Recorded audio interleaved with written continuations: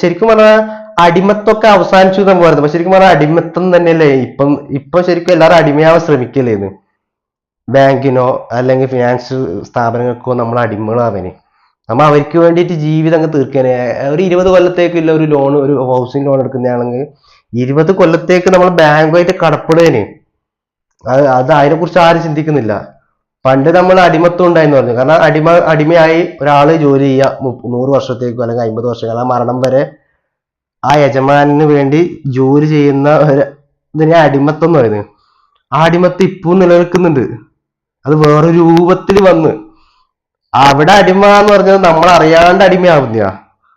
കാരണം നമ്മൾ പോയിട്ട് അടിമയാവുന്നില്ലല്ലോ.